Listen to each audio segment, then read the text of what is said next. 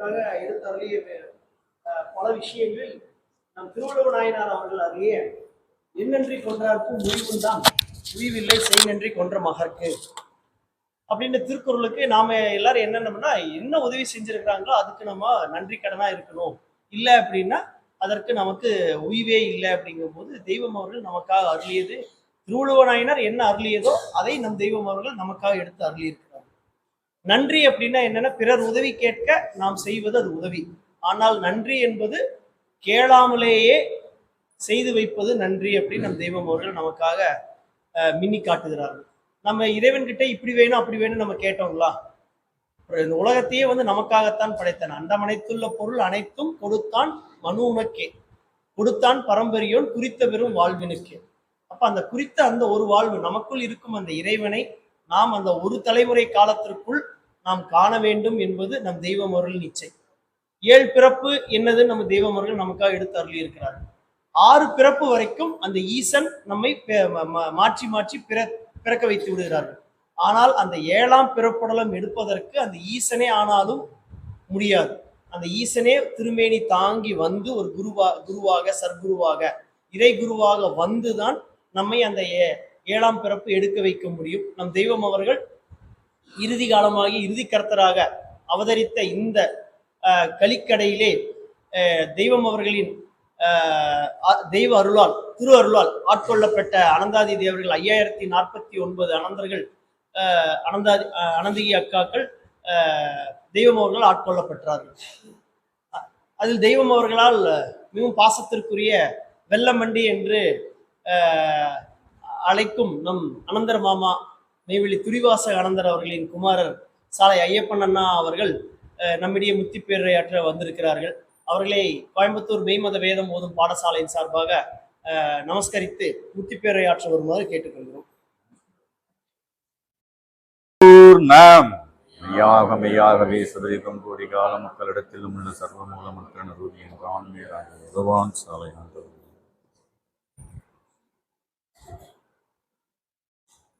என்ன காலம் இறைவன் திருவருள்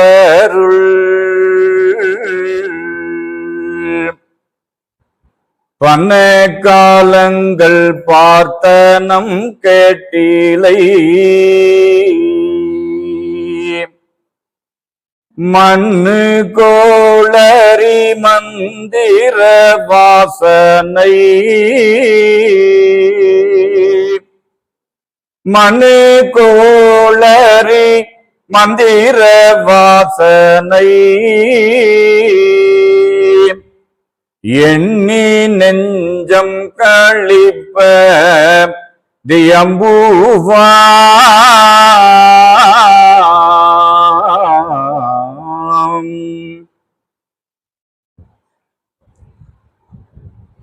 கோயம்புத்தூர் மாநகரிலே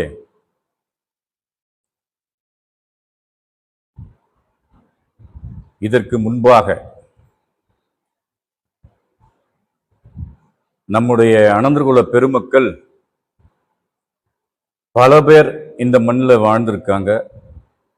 இப்ப எல்லாரும் அடக்கமாயிட்டாங்க. அங்கொன்றும் இங்கொன்றுமாக சில பேர் இருக்காங்க, வர முடியாத வயோதிக நிலையில இருக்கிறாங்க. இன்றைய தினம் இந்த நவம்பர் மாதம்தான் 2022 இந்த கோயம்புத்தூர்ல மெய்வழி வெங்கடேசன் செட்டியாருடைய குமாரர்கள், அப்புறம் நம்ம அண்ணா கதம்பமணி,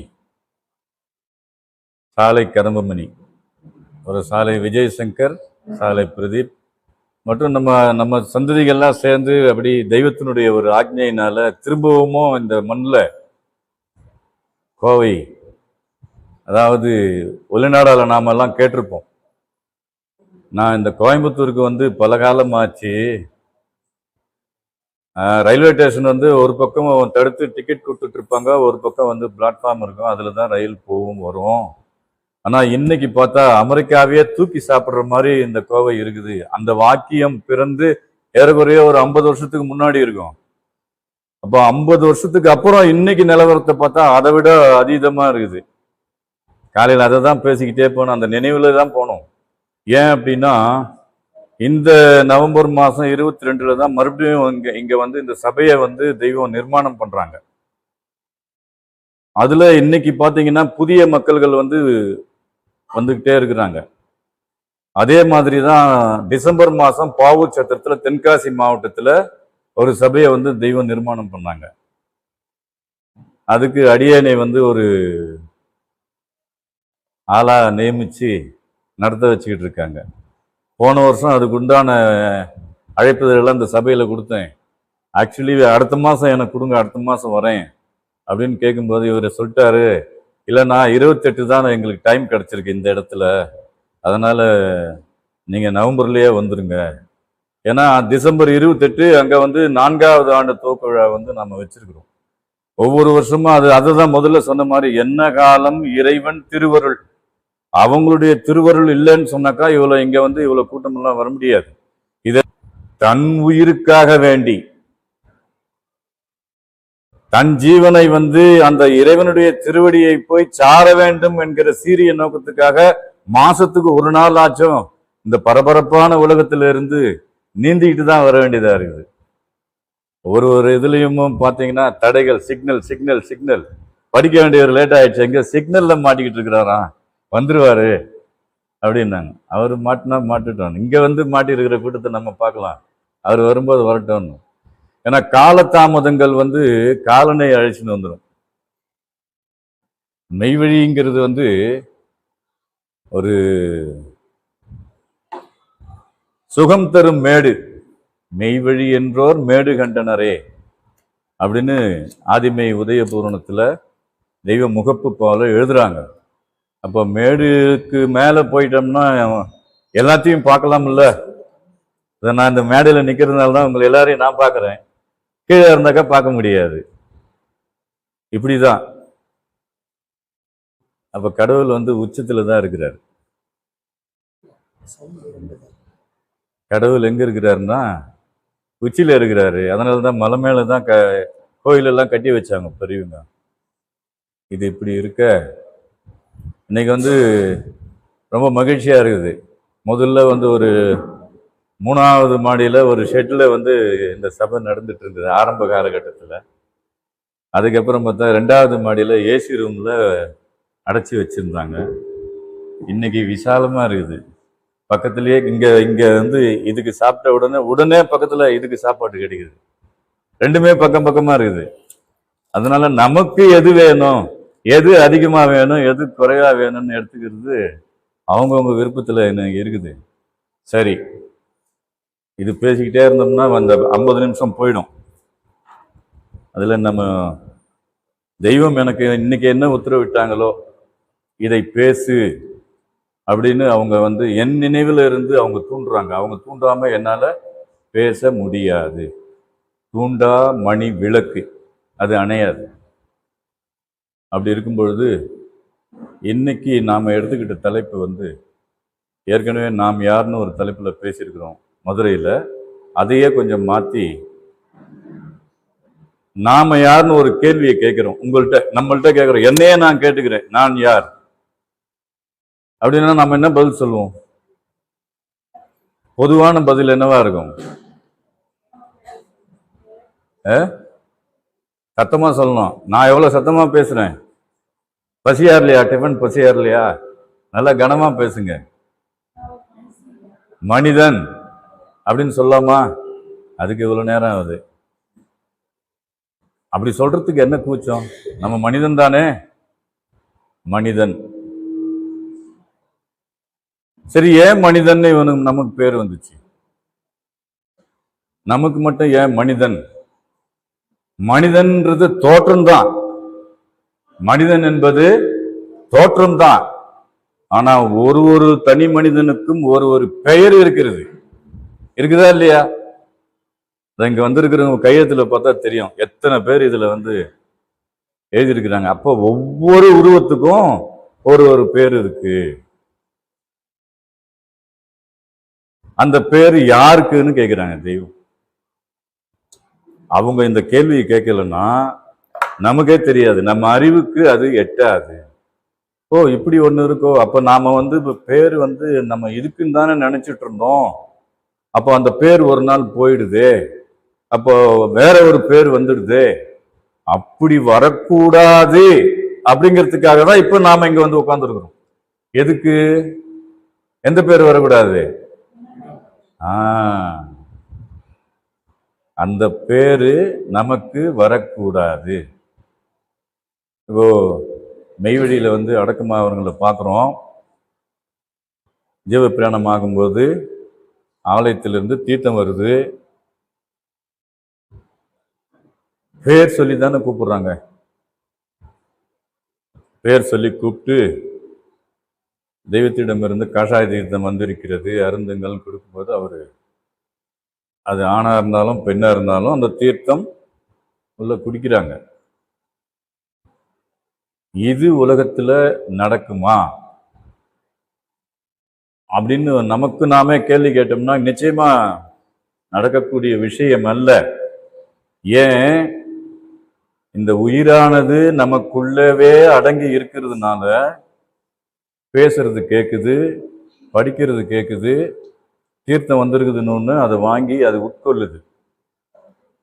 அப்போ இந்த செயல் நமக்கும் வேணுங்கிற காரண காரியத்துக்காக தான் இப்ப நம்ம மாசத்துக்கு ஒரு முறை இங்க வந்து கூடுறோம், வருஷத்துக்கு ஒரு வாட்டி நான் வரேன்.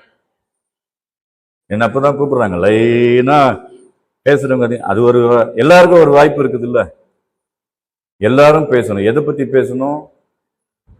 நம்முடைய வித்துநாயகத்தை பத்தி பேசணும். ஏன்? பேசாத நாளெல்லாம் பிறவா நாளே. இப்ப இன்னைக்கு வந்ததுனால இன்னைக்கு தெய்வம் என்ன வாக்கியம் கொடுக்குறாங்களோ அதுல இருந்து பல பேருக்கு அது புதிதாய் ஒரு கருத்து நமக்குள்ள போய் பதியும். அப்போ இங்க வர்றதுக்கு முன்னாடி இருந்தவங்க நாம இல்லை, ஒரு விஷயத்தை தெரிஞ்சுக்கிட்ட ஆளாயிட்டோம். விஷயமே தெரியாத ஆளா ஒரு காலத்துல இருந்தோம். மெல்ல மெல்ல மெல்ல மெல்ல மெய்வழிக்குள்ள வரும்போதுதான் நம்மை பற்றிய புரிதல் ஏற்படுது.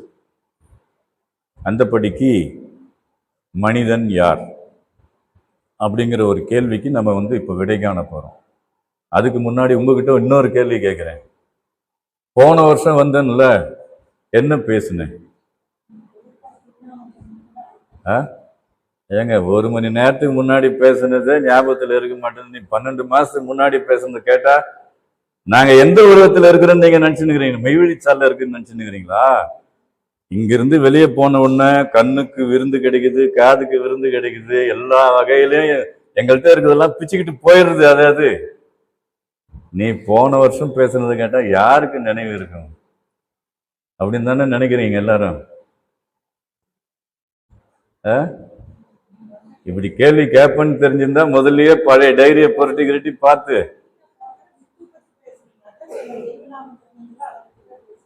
வித்துங்கிறது வருது. ஆனா இன்னும் கொஞ்சம் முன்னாடி வரணும். கொஞ்சம் கொஞ்சம் வந்திருக்கிறீங்க. ஏன்னா அவங்க அடிக்கடி சாலைக்கு வந்துடுறாங்க.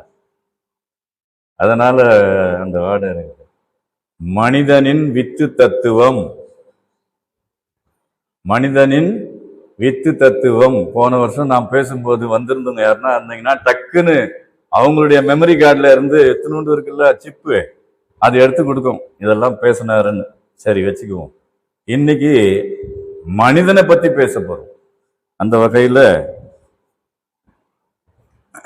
மனிதன் யார் அப்படின்னு பார்க்கும்பொழுது குரான்ல வந்து ஒரு கருத்து சொல்றாங்க. திருக்குரான்ல நாயகம் ஸல்லல்லாஹு மனிதன் யார் அப்படிங்கிறத பத்தி, யார் இவங்களை படைக்கிறாங்க அப்படிங்கிறத பார்க்கிறோம். 4ஆம் வேதத்தரசர் ஆலம் சல் நபி பெருமான் அவர்கள் இறக்கி அருளிய குரான் ஷரீபில் கூறுவது, அவன்தான் உங்களை மண்ணிலிருந்து படைத்தான். அவன்கிறது யாரு? இறைவன். ஆனா நம்ம தெய்வம் அது அப்படின்னு குறிப்பிட்டாங்க. நான் எப்படி தெரியுமா எந்த நாமத்துல வரப்போறேன் தெரியுமா?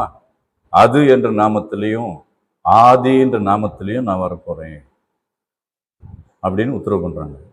அப்ப இதுல என்ன சொல்றாங்கன்னா, அவன்தான் உங்களை மண்ணிலிருந்து படைத்தான். பின் இந்திரியத்திலிருந்து பின் அலக்கென்னும் நிலையிலிருந்தும் உருவாக்கி உங்களை குழந்தையாக வெளியாக்குகிறான். பின் நீங்கள் வாலிபத்தை அடைந்து பின்னர் முதியவர் ஆகுகிறீர்கள். இதற்கு பின்னர் இறந்து விடுவோரும் உங்களில் இருக்கின்றனர். இப்படிதானே போயிட்டு இருக்கு உலகம். ஆனா அந்த நிலையிலிருந்து உங்களை நான் காப்பாத்துறேங்கிறாங்க தெய்வம். இந்த இந்த இந்த கருத்தை அப்படியே ஒரு பாடல்ல அமுதகலை ஞான போதம் 2ஆம் காண்டத்துல தெய்வம் நமக்கு கொடுக்குறாங்க. நீ எங்க இருந்த, எங்க போய் விழுந்த, அங்க என்ன நடந்தது, உன்னோட வந்தவங்க எவ்வளோ பேரு, அவங்கெல்லாம் எப்படி அழிஞ்சாங்க, அதுல இருந்து நீ எப்படி உள்ள போன, அப்புறம் எப்படி உருவான, எப்படி வெளியே வந்த, என்ன பண்ணிக்கிட்டு இருக்க, என்ன பண்ண போற, என்ன பண்ணணும், இத்தனை விஷயத்தையும் உள்ளடக்கி அவங்க தெய்வம் எழுதுறாங்க. அப்ப இதை எழுதுறவங்க படைப்பு கர்த்தாவா இல்லாம வேற ஒருத்தரால இதை சொல்ல முடியுமா? அதை இப்ப பார்க்கணும். அப்ப நம்ம இந்த வாசகத்தையும் அந்த பாடலையும் நாம சீர்தூக்கி பார்த்தோம்னா தான் நம்ம அறிவுல நாம யாருங்கிறத நம்மளால பார்க்க முடியும். அது தன்னைத்தானே அறிதல் என்னும் திடம் கோடு கொண்ட தடம்பாடு செழிப்பாய் பின்னாடி வளர வளர வந்துகிட்டே இருக்கும். எந்தை சுக்கலாம்பர நாட்டில் வாழும் நாளில், எந்தை சுக்கலாம்பர நாட்டில் வாழும் நாளில் எடுத்தெறிய ஸ்ரோணிதப்பை வந்து வீழ்ந்தேன். அந்த அறைதனில் அழிந்தது அனந்தானந்தம். அந்த அறைதனில் அழிந்தது அனந்தானந்தம். ஆழல் காற்று நெருக்கம் துருசு அவஸ்தையாலே நொந்துகணம் 6 கோடி 8 லட்சம். நொந்துகணம் 6 கோடி 8 லட்சம். நெடுங்காலம் கருவறையில் என்னை நீ காத்தி, தொந்தியின் மும்மலக் கணவாய் துயர் கடத்தி, தொந்தியின் மும்மலக் கணவாய் துயர் கடத்தி, தொடர்ந்து நின்ற எம்மானை தொழுதல் செய்வான்.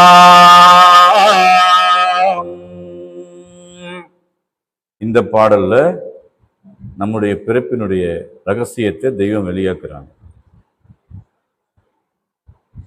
நம்ம மாணிக்க வாசக பெருந்தகை ஒரே ஒரு வார்த்தையில முடிக்கிறார். நீ யார் தெரியுமா? அருகுநுனி பணி அணைய. அதுதான் நீ. அதிலிருந்து உற்பவத்துவம் தான் இந்த சரீரம் அப்படின்னு அவர் பேசுறாரு. அப்போ இதுல அவர் என்ன சொல்றாரு? உங்களை குழந்தையாக வெளியாக்குகிறான். அதாவது இந்திரியத்தில் இருந்து பின் அலக்கென்னும் நிலையில் இருந்தும் உருவாக்கி உங்களை குழந்தையாக வெளியாக்குகிறான். பின் நீங்கள் வாலிபத்தை அடைந்து பின்னர் முதியவர் ஆகிறீர்கள்.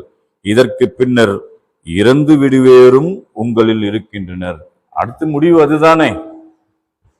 ஆனா இரவா நிலைக்கு போகணுங்கிற ஒரு தத்துவத்தை மனிதனிடத்தில் வச்சிருக்கிறாங்கிற கருத்தை தான் போன வருஷம் பேசினது. மனிதனினுடைய வித்து தத்துவம். அதுல என்ன வாக்கியத்துல உத்தரவு பண்றாங்க தெய்வம்? நடந்து போவான். திரும்ப உங்களுக்கு நினைவு கொண்டு வரேன். ஒருத்தன் நடந்து போயிட்டு இருப்பான், ஒருத்தன் சைக்கிள்ல போவான். சைக்கிள்ல போறவனை பார்த்து நாமளும் சைக்கிள்ல போகணும்னு பிரயாசப்பட்டு காசு சேர்த்து வச்சு சைக்கிள் வாங்கிடுவான். அப்ப சைக்கிள் வாங்கினவன் மோட்டார் சைக்கிள் வாங்கிடுவான். இவன் என்ன பண்ணுவான்? மறுபடியும் போட்டி போட்டு மோட்டார் சைக்கிள் வாங்குவான். அப்புறம் காரு. இப்படியே ஒரு வீடு கட்டினா இவன் வீடு கட்டினா இப்படி அடுத்தவங்களை பார்த்து இந்த உலக வாழ்க்கையிலேயே தன்னுடைய சிந்தனையை செலுத்தி அந்த போக்கிலே போயிட்டவங்களை மந்தையை திருப்புற மாதிரி திருப்புனாங்க தெய்வம். இது அல்ல உன் வாழ்க்கை. உன் வாழ்க்கை இது அல்ல. மனிதன் நித்தியன், என்றுமே அழிவில்லாதவன், இறைவனுடைய மறு உருவம், இறைவனுடைய ரகசிய பெட்டகம். அப்படி இல்லைன்னா அந்த பாட்டு எழுத மாட்டாங்க. அண்ட மும்மதி பாதாளம். எங்க இருக்கிறாரு இறைவன்? தெரியாது, மனிதனுக்கு தெரியாது. நான் உனக்கு அறிவிக்கிறேன்.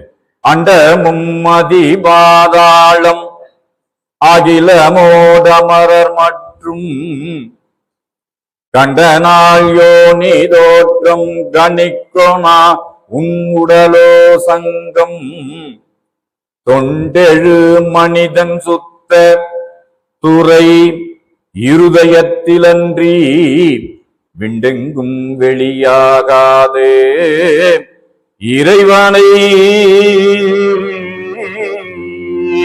இறஞ்சுவோமே.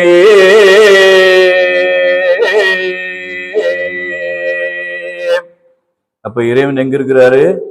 தொண்டெழு மனிதன் சுத்த இருதயத்தில் தவிர நீ காணும் மலை, குகை, குளம், கோயில் அங்கே இறைவன் இல்லை அப்படிங்கிறத அறுதிட்டு தெய்வம் வெளிப்படையா நமக்கு வெளியாக்கிட்டாங்க. அப்படி இருக்கிறாங்கிறதைய நிரூபணையிலும் ஆக்கி வச்சுட்டாங்க. அவர் சொன்னார் 5049 தலைகள் அவங்களுடைய பாட்டுக்கு. ஆனா இவ்வளவுதானா என் பாட்டுக்குன்னு கேட்டாங்க. இன்னைக்கு அந்த செயல் அவங்க அந்த வான்கண்ணி விராட் தவத்துல ஏகிய பின்னரு கேட்ட மாத்திரத்திலேயே, தொட்ட மாத்திரத்திலேயே, இணங்கிய மாத்திரத்திலேயே ஒவ்வொரு மனிதனுக்கும் கிடைக்கிறது என்பது உறுதியான உண்மை. ஆனா நாம அதுக்கு இணக்கம் வரணும். இது வேணும்னு கடைசி வரை நிலை நிற்கணும். இப்போ அண்ணா இருக்கிறாரு, அவங்களுடைய மெய்வழி வரலாறை எடுத்து பார்த்தோம்னா நெருக்கி 80 வருஷம் வரும் இல்லைங்கன்னா, 80 இயர்ஸ்.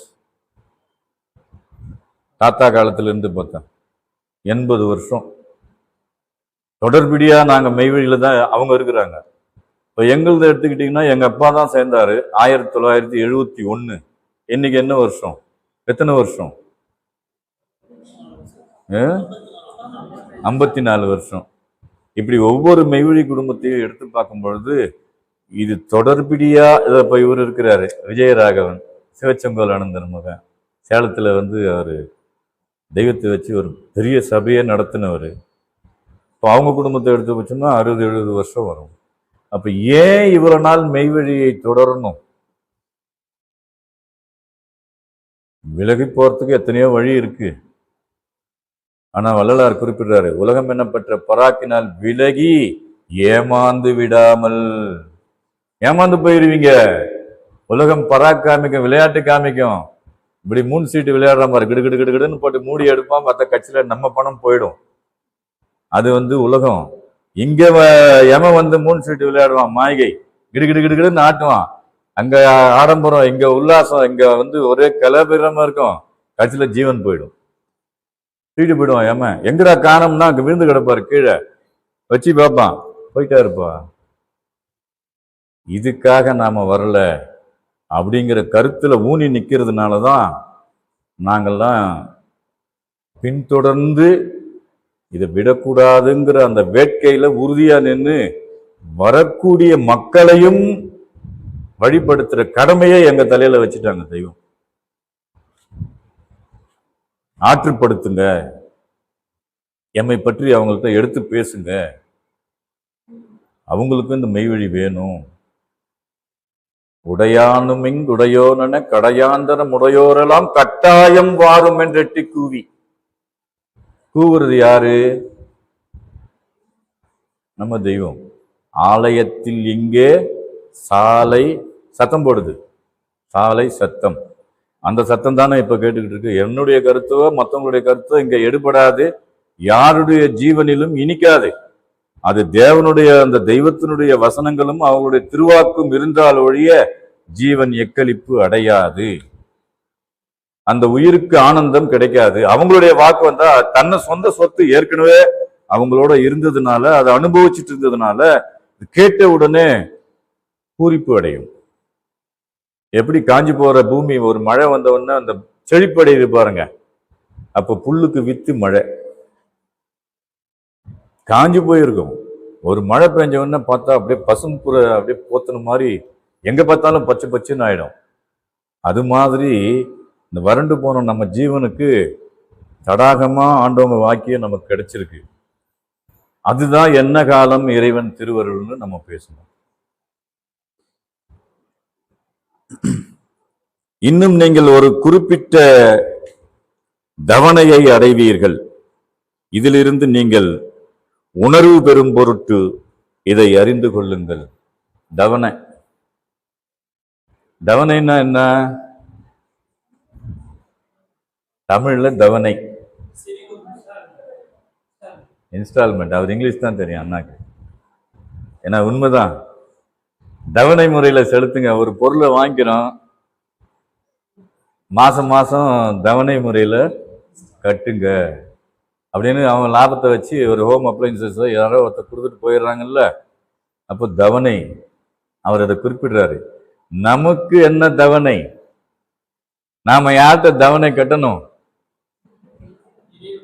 அப்ப நமக்கு எது இனாமா தெய்வம் வந்து கொடுத்துருக்குறாங்க தவணையா?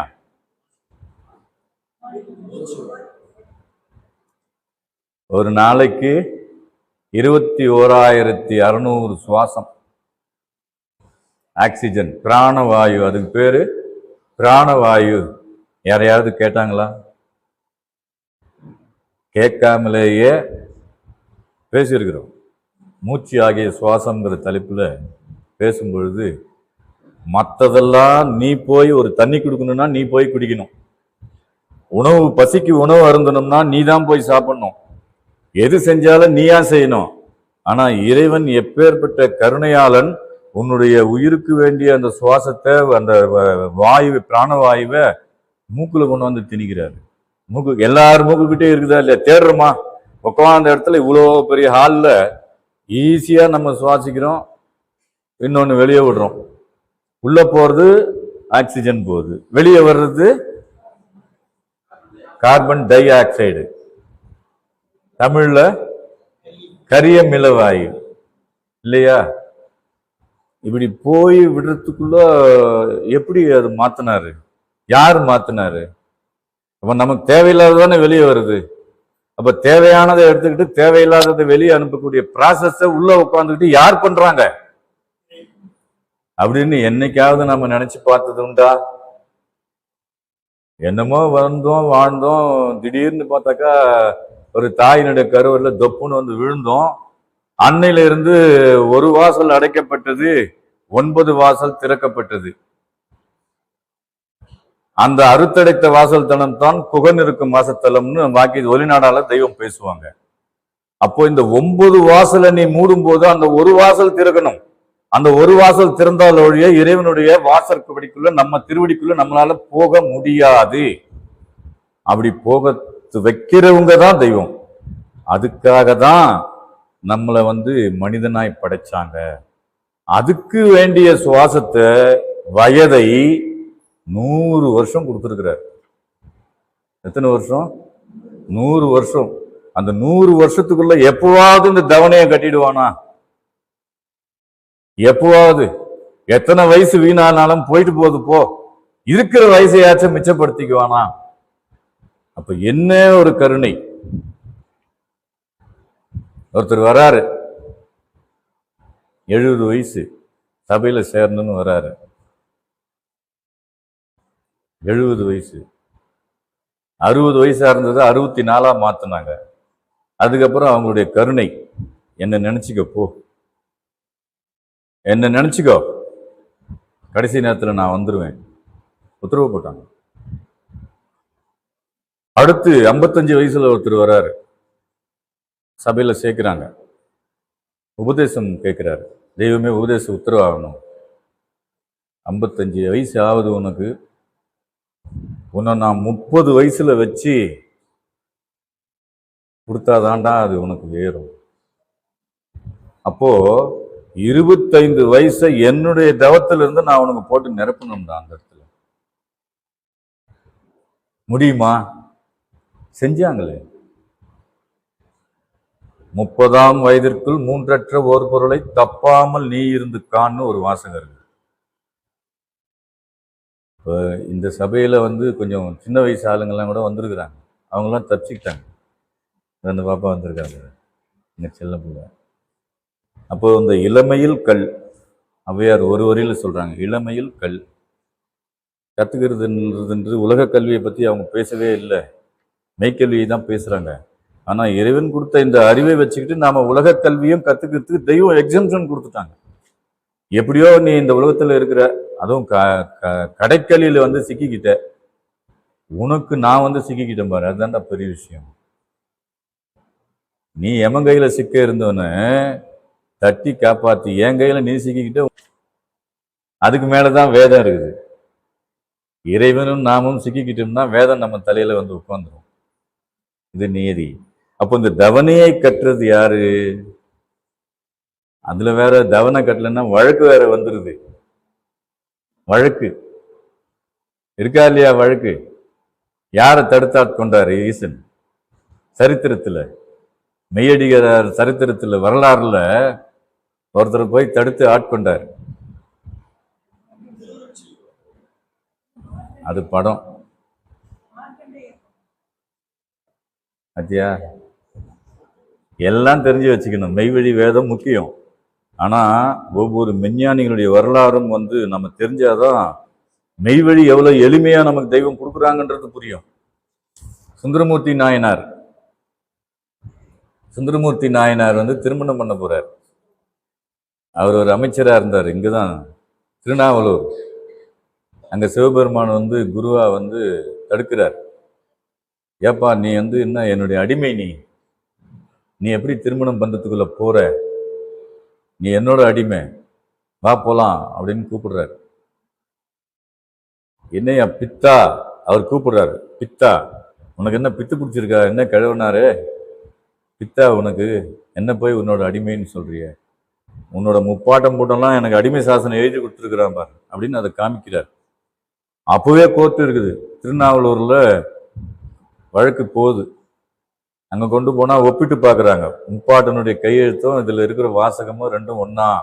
அந்த காலத்திலேயே பல சுந்தரமூர்த்தி நாயனார் வாழ்ந்த காலமும் அப்ப 1000 வருஷத்துக்கு மேல இருக்கும். அப்பவே பாக்குறாங்க, ரெண்டுமே ஒண்ணுதான், நீ இவருக்கு அடிமை போ. அப்போ மெய்க்காக பிரிச்சு கூட்டிட்டு போன. நீ என்னடா இந்த உலக பந்தத்துல போய் மாட்டிக்கிட்டு அழுவ போறியா? உனக்கு வேற வேலை இருக்குது, வா போலாம் அப்படின்னு கூட்டிட்டு போய். எங்கே கூட்டிட்டு போறன்னா இப்ப திருவண்ணூர் கோயில்னு காமிக்கிறாங்க. ஆனா சரித்திரம் அது இல்லை. அவரு அகமேயத்துக்குள்ள கூட்டிட்டு போன பின்னாடிதான் அவரு பாட ஆரம்பிக்கிறார். என்ன பாடட்டும்?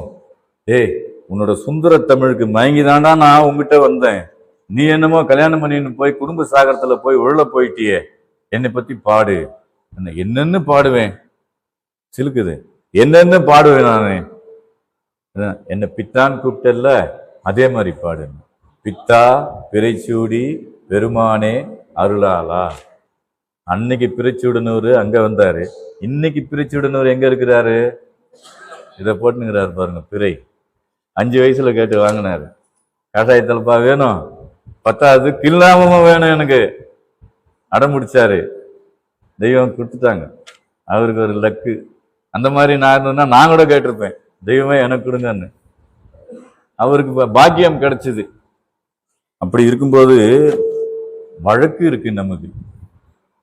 தெய்வம் அந்த வழக்கையும் முடிக்கிறாங்க. அது நிறைய பேசணும்னா ஒரே வரியில முடிக்கிறாங்க. நாம யார்கிட்ட போய் கேட்டா வழக்கு ஒழியும் அப்படின்னா பஞ்ச நிகழ்ச்சியில ஒரு வரி, வழக்கை யோழிக்கவே.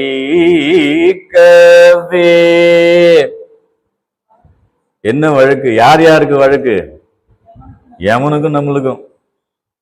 கணக்கு தவணை போயிட்டே இருக்கு. இன்னைக்கு விடிஞ்சுது, ஞாயிற்றுக்கிழமை விடிஞ்சது. வெடிகால 3 மணிக்கு எந்திரிச்சு பார்த்தா இன்னைக்கு பார்த்தா மணி 12 ஆக போகுது. போயிடுச்சா? அப்ப எது வீணா போயிட்டு இருக்குது? மூச்சு வீணா போயிட்டு இருக்குது.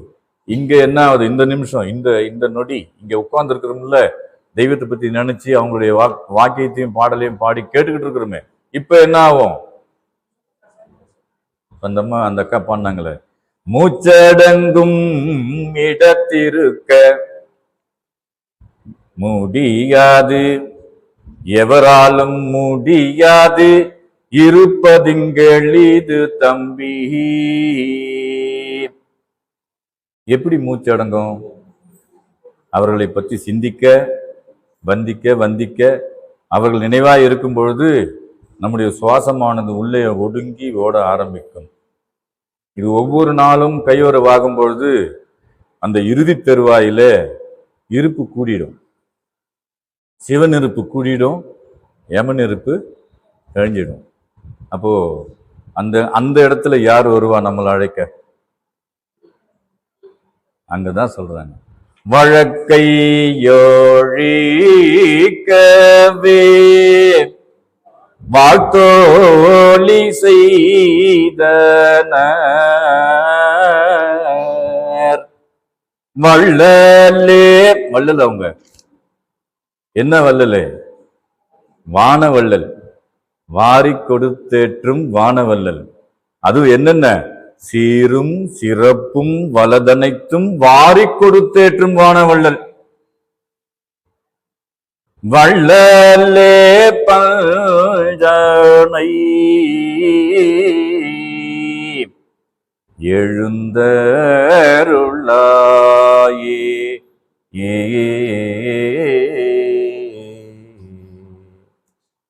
இப்படியாக நம்ம வழக்க ஒழிக்கிறதுக்கு தான் இப்ப நம்ம நம்மளை வாழ்த்துறாங்க. ஏன் வாழ்த்துறாங்கன்னா, இங்க வந்து உட்காந்துட்டா இல்ல, நம்மளால வாழ்த்த முடியுமா? அவங்கள வாழ்த்துறதுக்கு அருகதை இருக்கா?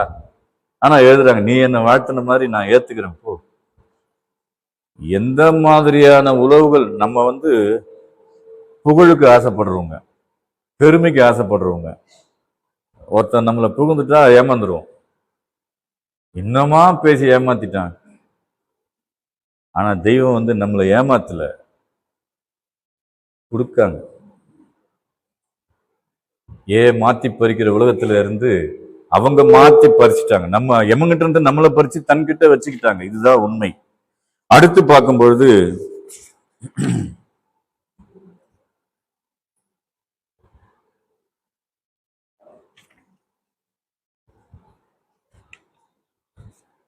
நிச்சயமாக நாம் பிராக்கெட்ல ஆதி மனிதனை களிமண்ணில் இருந்துள்ள சத்தினால் படைத்தோம். அந்த களிமண்ணுக்கு உயிர் கொடுக்க முடியுமா? ஆனா மெய்வழிக்கு வர்றதுக்கு முன்னாடி நாமெல்லாம் அப்படிதான் இருந்தோம். மெய்வழிங்கிறது தெரியறதுக்கு முன்னாடி அப்படிதான் இருந்தோம். அதுக்கப்புறம் தெய்வம் வந்து அந்த உயிராகிய உயிராணி திருவசனத்தை நம்ம செவியில புகுத்தி மண்ணுக்கு உயிர் கொடுத்தாங்க. இல்லைன்னா ஒண்ணுமே தெரியாது. உலக அளவுல எவ்வளவு வேணாலும் நம்ம படிச்சுக்கலாம், அதை பண்ணலாம், இதை பண்ணலாம். ஆனா மெய்க்கல்வின்னு வர இடத்துல நம்ம எல்லாமே ஜீரோ. அப்படிங்கிறத நமக்கு தெய்வம் புரிய வச்சாங்க. உண்மையை சொல்லி புரிய வச்சாங்க, தன் செயலை சொல்லி புரிய வச்சாங்க. நிச்சயமாக நாம் மனிதனை களிமண்ணில் இருந்துள்ள சத்தினால் படைத்தோம். பின்னர் நாம் மனிதனை படைப்பதற்காக அவனை ஒரு பாதுகாப்பான இடத்தில் இந்திரிய துளியாக்கி வைத்தோம். பின்னர் அந்த இந்திரிய துளியை அலக் என்ற நிலையில் ஆக்கினோம். பின்னர் அவ்வெலும்புகளுக்கு மாமிசத்தை அளித்தோம். பின்னர் நாம் அதனை வேறு ஒரு படைப்பாகச் செய்தோம். இவ்வாறு படைத்தவனானவன் அல்லாஹ் பெரும் பாக்கியமுடையவன். அவங்க பாக்கியமா அடைஞ்சி அவங்களுக்கு என்ன இருக்கு? அல்லாஹ்வுக்கு எதுவுமே தேவையில்லையே. அல்லாஹ்வை தெரிந்து கொண்டவன் பாக்கியம் அடைவன். அது எந்த நாமம்னா இருக்கட்டும், கடவுள் ஒருவர் தான்றது நமக்கு நிச்சயமா தெரிஞ்சிடுச்சு இல்லையா? ஒரே இறைவன் தான். நம்ம எந்த பேர் வேணாலும் வச்சு கூப்பிட்டுலாம். அது ஏன்பா என்ன இப்படி கூப்பிடுறேன்னு அவர் ஒன்றும் கோச்சிக்கு போறது ஒன்றும் கிடையாது. தெய்வம் வந்து உத்தரவு பண்ணும்போது என்ன ஒருத்தர் அல்லாங்கிறாங்க, ஒருத்தர் கர்த்தாங்கிறாங்க, ஒருத்தர் விஷ்ணுங்கிறான், ஒருத்தர் சிவங்கிறான். ஆனா எம்மை எமக்கு தெரியவில்லைன்னு சொல்றோம். என்ன உத்தரவு பண்றாங்க? எம்மை எமக்கு தெரியவில்லை. ஒரு ஒரு ஒரு ஒரு இதுக்கு அப்படி நாம இருப்போமோன்னு உங்க சிந்தனைக்கே விட்டுறோம். எப்பேற்பட்ட ஒரு தகமை பாருங்க. சர்வமும் தன் கையகத்தை அடக்கி இருந்தாலும் கூட எம்மை எமக்கு தெரியவில்லை. அவ்வாறு நாம் இருப்போமாங்கிறத உங்க சிந்தனைக்கு விட்டு நீங்க சோதிச்சு பார்த்துக்குங்க. நம்ம கிட்ட பொறுப்பு விடுறாங்க. நான் தான் அப்படின்னு சொல்றதுக்கு அவங்களுக்கு சொல்றதுக்கு எவ்வளவு நேரம் ஆகும்? இருந்தாலும் நம்ம அப்படி சொல்லிட்டா என்ன இவங்க தன்னை உயர்த்தி பேசிக்கிறாங்களேன்னு நம்ம மட்ட அறிவு நினைச்சிருன்னு அந்த பொறுப்பையும் நம்மகிட்ட விடுறாங்க. இப்படி நாம சிந்தனை பண்ணி பார்த்தோம்னா தான் அவங்களுடைய தாழ்மை தகமையானது நமக்கு தெரியும். நாமளும் அப்படி நடக்கணுங்கிற உணர்வு நமக்கு வரும். ஏன் பேசுறாங்க அந்த மாதிரி? நீ அப்படி பழகு, நீ அப்படி பழகு. அப்பதான் மற்றவங்களுக்கும் பின்பற்றி வரவங்களுக்கு அந்த தன்மை வரும். மெய்வழியை மெல்ல மெல்ல மெல்ல மெல்ல வளரும். ஆச்சா போச்சானாக்கா கட்டாயி போயிடும். நெருக்குதல் கொடுத்தோம்னா கட்டாயிடும். ஒருத்தர் கூட தெய்வம் நெருக்கடி கொடுக்கவே இல்லையே. நெருக்கடியா கொடுத்தாங்க? கிடையவே கிடையாது. சுதந்திரம் தான் கொடுத்தாங்க. ஆனா சொல்லிட்டாங்க, இப்படியானால் இப்படி வரும், பார்த்துக்க. நான் ஒன்னும் கேள்வி கேட்க மாட்டேன். ஆனா தீர்ப்பு நாள் ஒண்ணு இருக்கு. அப்போ உன்னுடைய அங்க குலங்களே உனக்கு வரும் சொல்லும் அப்படிங்கிறாங்க.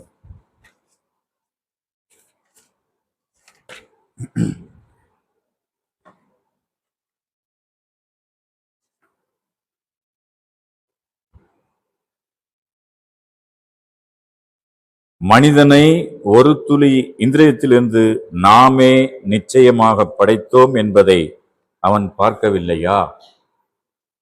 அவ்வாறு இருந்தும் அவன் வெளிப்படையான தர்க்கவாதியாகி விடுகிறான். இறைவனுக்கு மறுப்பாலனாதான செயல்பாடுகள் இருக்கு. அப்ப நமக்கு இந்த சிந்தனையை ஊற்றுறவங்க யாரு? மெய்வழி அப்படிங்கிற ஒரு இடத்துக்குள்ள வரலன்னு சொன்னா நாமளும் அப்படிதான் இருப்போம். மாற்ற முடியாது. அப்போ எல்லாமே இருக்கிறபடிதான் இருக்கு. மாறினது எது? எது மாறுச்சு? நம்ம கிட்ட இருந்த அந்த பழமை போய் புது மெய் உள்ள வந்தது. பழமை போயிடுச்சு, புது மெய் வந்தது. புதுமை பூத்தவர்களாய் நாம இன்னைக்கு இங்க உட்கார்ந்து இருக்கிறோம். அப்படி இல்லைன்னா சுவைக்குமா? இப்ப நான் பேசும்போது அவங்கவுங்க எந்தெந்த அளவுக்கு வேதத்துக்குள்ள போயிருக்கிறாங்களோ அந்தந்த அளவுக்கு அந்த எண்ணம் அங்கங்க போய் தொட்டுக்கிட்டே இருக்கும். அப்படியே இங்க சொல்லியிருக்காங்களே பார்க்கும், அதை இந்த இடத்துல மான்மியத்துல இங்க சொல்லியிருக்காங்களே, ஆதிமை உதயபூர்வத்தில் இந்த இதுல சொல்லியிருக்காங்களே, கோடாயுத பொருள் இப்படி சொல்லியிருக்காங்களே. அப்போ மாறியது நெஞ்சம், மாற்றியது யாரோ? மாட்டினது நம்ம தெய்வம் தான் மாத்துறாங்கன்றது நம்ம கண்கூட அனுபவ அறிவாந்தமான உண்மை. அது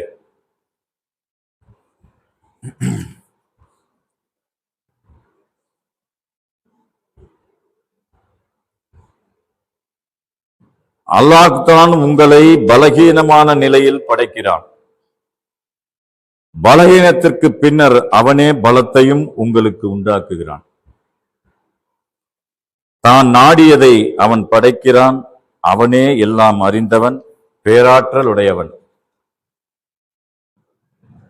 உங்கள் மாதாக்களின் வயிறுகளிலிருந்து நீங்கள் ஒன்றுமே அறியாதவர்களாக இருந்த நிலையில் உங்களை அல்லாஹ் வெளிப்படுத்துகிறான்.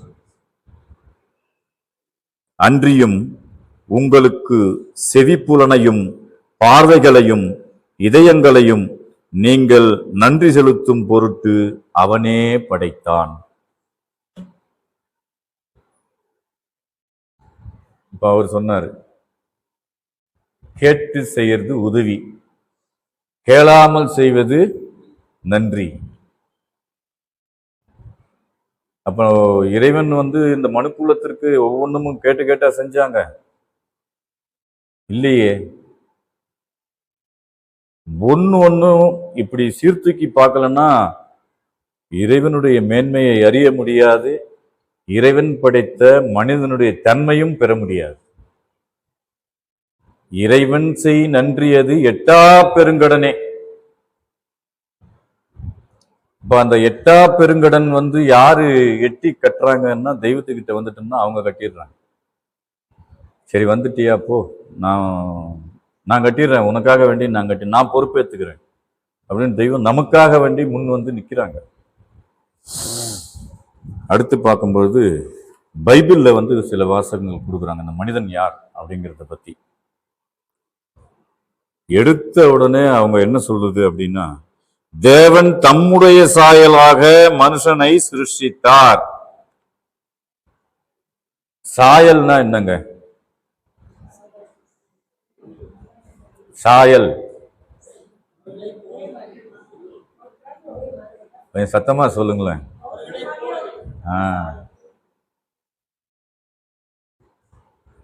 இவர் மாதிரியே இருக்குது சாயல். பார்த்தா பக்கவாட்டுல இருந்து பார்த்தா அந்த சாயலாவே இருக்குது. அப்ப நம்மெல்லாம் யாரோட சாயல்? இறைவனுடைய சாயல். ஏன் சாயல்னு வச்சான்? அவங்க மேல போய் நம்ம சார்ந்துக்கணும், சாயறதுக்காக வச்சான். அவங்க மேல சாஞ்சுக்கிட்டோம்னா தன் சாயலா மாத்திடுவாங்க அவங்க. நீ ஏன் கஷ்டப்படுற? நீ சாய்ந்து கொள்ள ஒரு வைரமலை அல்லவா இருக்குது. படா, இதுக்கு ஒரு வாக்கியம் படிச்சிருக்கிறோமா? நீ என்கிட்ட வந்துட்டல்ல, நீ எதுக்குமே கவலைப்படாதப்பா, நீ சாய்ந்து கொள்ள ஒரு வைரமலை இருக்குது, அதுல நீ சாயலா சாஞ்சிக்கோ, மற்றதெல்லாம் நான் பாத்துக்கிறேன் அப்படின்னு சொல்ற ஒரு தெய்வத்துக்கிட்ட நம்ம உட்கார்ந்துருக்கோம். அதுல சத்தியவேதம் தான் சொல்லுது, தேவன் தம்முடைய சாயலாக மனுஷனை சிருஷ்டித்தார். அவனை தேவ சாயலாகவே சிருஷ்டித்தார், ஆணும் பெண்ணுமாக அவர்களை சிருஷ்டித்தார். யாத்திராகமத்துல கொடுக்குது இது. அப்ப தன் சாயலாய் வைத்த மனிதன் எமன் சாயலுக்கு போலாமான்னு கேட்டதுதான் மெய்வழி. எல்லா மகத்துக்களும் இந்த ஒரு செயலுக்காகவே அவதாரம் பண்ணாங்களே தவிர தான் புகழடைய, தான் பெருமை அடைய அவதாரம் பண்ணல. தன் சாயலாக தேவன் இவர்களை படைத்த காரணத்தினாலே நீ போய் அவங்களுக்கு சொல்லு அப்படின்னு இறைவனுடைய கட்டளைக்கு இணங்க மக்கள் மத்தியில அவதாரம் பண்ணி என்ன அடைஞ்சாங்க? அவஸ்தை, கொடுமை. அவர்களுக்கு இடர் பண்ணாங்க, ஒரு மலையா விரட்டினாங்க, எத்தனை இடங்களை விரட்டி அடிச்சாங்க, மக்காக்கும் மதினாக்கும் ஓட விரட்டினாங்க. ஜீசஸ் கிறிஸ்ட சிலுவிலை அறைஞ்சி பாடுபடுத்தினாங்க. கடைசியா நமக்கு தென்பாகமாக வந்த நம்மளுடைய ஞான பெரிய தந்தை வடலூர் வள்ளலார் அவர்களை என்ன பண்ணணும்னு நினைச்சாங்க, அது உலகத்துக்கு தெரியாது. ஆனா அவங்க கடைசியா முடிச்சுக்கிட்டாங்க. கடையை விரித்தோம் கொல்வாரிலை, இனி கட்டிவிட்டோம், இனி கடுகத்தின் நேரமும் உங்களுடைய ஊனக்கண்களுக்கு யாம் தென்பட மாட்டோம் எழுதி வச்சுட்டாங்க.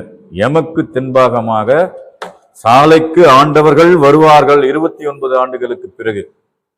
அப்பொழுது யாம் பெற்ற இன்பம் நீங்கள் பெறுவீர்கள், பெற்றீர்கள், பெறப்போகிறீர்கள், சத்தியம் சத்தியம் சத்தியம் அப்படின்னு கையெழுத்து போடுறாரு, கேரண்டி கொடுக்கிறார்.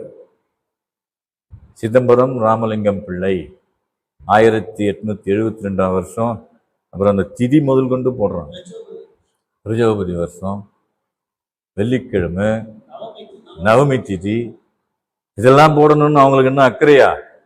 இதை பார்த்தாச்ச போ. எங்க அப்பா அதை பார்த்துட்டு தான் ஓடி வந்தார். ஐயோ வள்ளலார் சொல்லிட்டாரு, ஏன்னா அவர் வள்ளலார் பக்தரு, வள்ளலார் சொல்லிட்டாரு, உண்மை பத்திரிகை சொல்லிட்டா அப்போ இவங்க தான் அப்படின்னு அப்பதான் பிடிச்சார். அது வரைக்கும் திமிரு.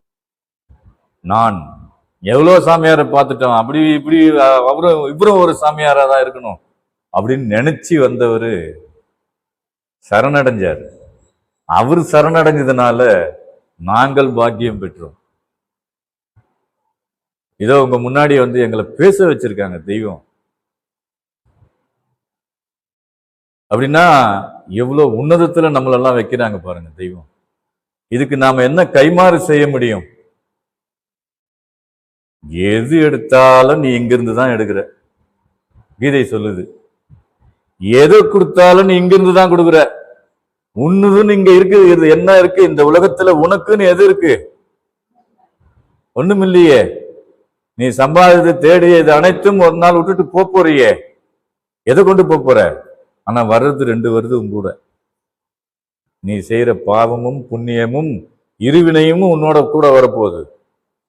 அதுல எது அதிகமா இருக்குதோ அதுக்கு தகுந்த பலனை இறைவன் கொடுப்பாரு. அப்ப புண்ணியத்தை தேடுங்கள்னு தெய்வம் சொல்றான்.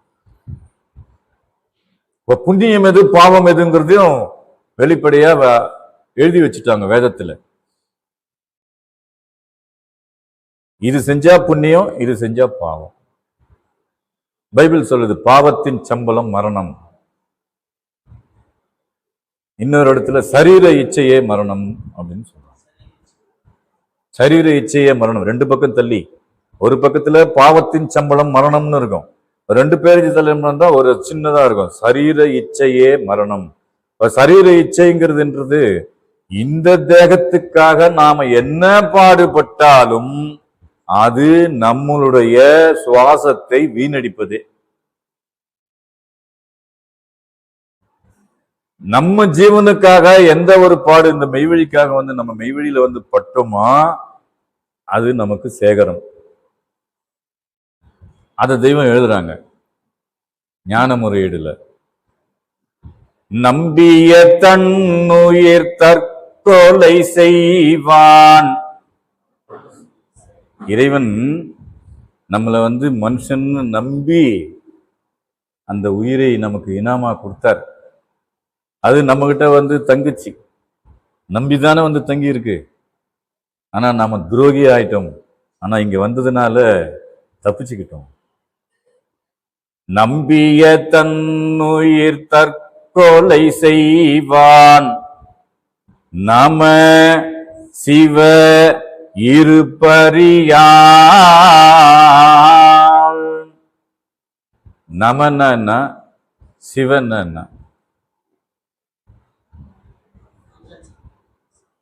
நமச்சிவாயங்கிறது பஞ்சாட்சரம். ஒன்றே குலம் ஒருவனே தேவன் நன்றே நினைமின் நமன் இல்லை. அப்ப நமங்கிறது யாரு? யமன். சிவங்கிறது தெய்வம்.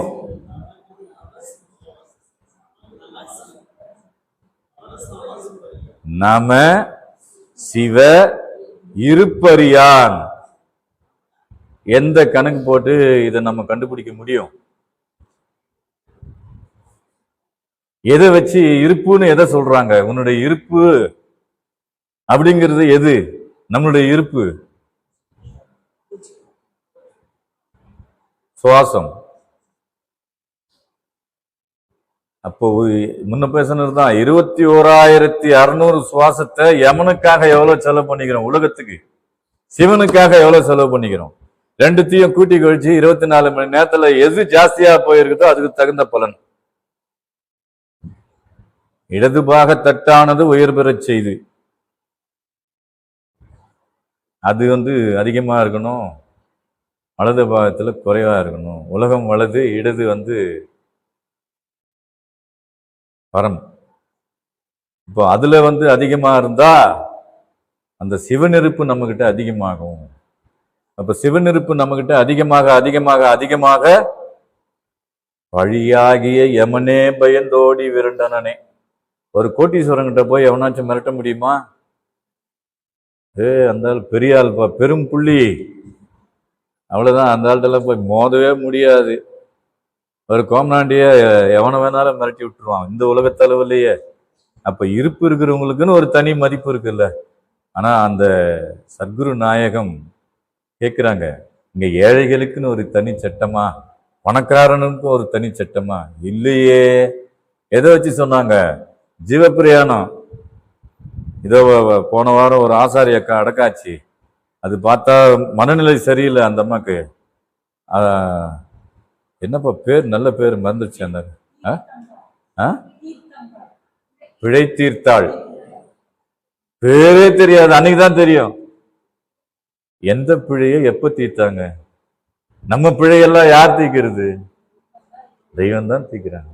அப்ப அந்த நாம யாருது? தெய்வத்தோடுது. அன்னைக்கு மெசேஜ்ல பாக்குறேன், சாலை பிழை தீர்த்தால் ஜீவப்பிரன். என்னப்பா அது சாலை பிழை தீர்த்தால்? கோபாலச்சந்திர மாமா எடுக்கிற என்ன மாமா பேரு? அட அதுதாயா அவங்க பேரு. நான் கூட ஒரு முறை 2 முறை கேட்டேன். தெய்வம் தான் அவங்க நாமம் சூட்டினாங்க. பிழை தீர்த்தால் எப்படி இருந்தாங்க தெரியுமா? இப்படி கூனி குறுகிதான் இருக்கும் அந்த அம்மா, இப்படிதான் இருக்கும். ஆனா அப்படி நிமிர்ந்துகிட்டு சிரிப்பு, முகத்துல எல்லாம் பிரகாசம் சிலுக்குது உடம்பு. அப்ப பிழையை தீர்த்துக்கிட்டாங்க. பிழை தீர்த்தால் அது கடைசி வரைக்கும் அந்த வைராகிய பிடியில உலகத்தளவுல மனநிலை பாதிக்கப்பட்டிருந்தாலும் அகநினைவுல தெய்வத்தை உறுதியா பிடிச்சி வச்சிருந்தது. அது பாட்டுக்கு இப்ப நாம வெடிகாலம் ஆலயத்துக்கு போயிட்டு வரும்போதெல்லாம் என்ன எதுக்கு வெளியே போய் சொல்ற, நான் இங்கதான் இருப்பேன், யாருமே இருக்க மாட்டாங்க, நான் தெய்வத்துக்கிட்ட தான் இருப்பேன், நான் என்ன எதுக்கு போய் சொல்ற அப்படின்னு அவங்களா பேசிக்கிட்டு இருப்பாங்க. இது என்ன அப்படி போய் சரி அப்படின்னு பார்ப்போம். ஆனா அவங்களுடைய அந்த அகநினைவானது தெய்வத்தை உறுதியாக பற்றி வைத்துக் கொண்டிருந்தது. அதனாலதான் பிழை தீர்த்தார். எங்கள் பிழையெல்லாம் தீர்த்த பதியே. எதுல வருது? பாவ மன்னிப்புல. அப்ப நம்ம பிழைய நம்ம தீர்த்துக்கணுமா இல்லையா? அப்ப பிழையை தீர்த்துக்கணும்னு சொன்னா இப்படி உட்கார்ந்து கேட்டு, அப்பொழுது கர்த்தர் அவனை நோக்கி, மனுஷனுக்கு வாயை உண்டாக்கினவர் யார்? ஊமையனையும் செவிடனையும் பார்வையுள்ளவனையும் குருடனையும் உண்டாக்கினவர் யார்? கர்த்தராகிய நான் அல்லவா? ஊமை அப்படின்னு ஒண்ணு பேபன்றான். அவனா ஊமை? வேதத்தை படிக்க தெரியல, பேச தெரியல, தெய்வத்தை பத்தி நினைக்க தெரியல, அவன் தான் ஊமை. அதை பார்க்க தெரியாதவன் குருடன், பேச தெரியாத ஊமை, கேட்க தெரியாதவன் செவிடன். எத்தனை மக்கள் இருக்கு? உம்முன் புக்முன் செய்முன் கூன் குருடு செவிடு குறைவின்றிய தேகம் எடுத்துன்னு குறிப்பிடுறாங்க. நமக்கு எல்லாமே குறைவில்லாம கொடுத்துட்டாங்க தெய்வம். அவங்கள பத்தி பேச மாட்டேங்கிறோம், அவங்கள பத்தி பார்க்க மாட்டேங்கிறோம், அவங்கள பத்தி நினைக்க மாட்டேங்கிறோம், அவங்கள பத்தி கேட்க மாட்டேங்கிறோம். அப்ப யார்? நம்ம தானே. தெய்வம் என்ன பண்றாங்க? திறக்கிறாங்க. வாய் திறந்தாலும் காட்டி வடிவுடையோன். என்ன வடிவு? சுக வடிவு. மாசிலான் மறைப்படியும் எண்ணில் கோடி மந்திரங்கள் அனைத்தும் ஒரு மொழிக்குள் வைத்து தேசிகரின் துக்க உடலை நீக்கி சுகபுடலை காட்டியேதான் தான் பேசினார். இந்நாயேனை ஒரு பொருட்டாய் எண்ணி பிஞ்சகன் தன் நோக்கி நிற்கே அந்நோக்கேக. அவங்களுடைய பார்வை நம்ம மேல பட்டுடுச்சுன்னா, அந்த நோக்கு நம்ம மேல வந்துருச்சுன்னு சொன்னா, வா சிவா சிவா, 2 சிவா அவங்களுடைய வாய்மைக்குள்ள இருந்து வந்துருச்சுன்னா, அந்த நம்ம மேல பார்த்துதான் வா சிவா சிவா வரவு கண்டேன். 21,600 சுவாசத்துல எவ்வளவு மிச்சம் வச்சுக்கணும், எவ்வளவு வீணடிக்கணும், எதுக்கு எதை எவ்வளவு பிரயோகப்படுத்தணுங்கிற கணக்கு நமக்கு தெரிஞ்சிடும். கண்டேன் வள்ளல் திருவடி கமல வாழ்வெள் நெஞ்சே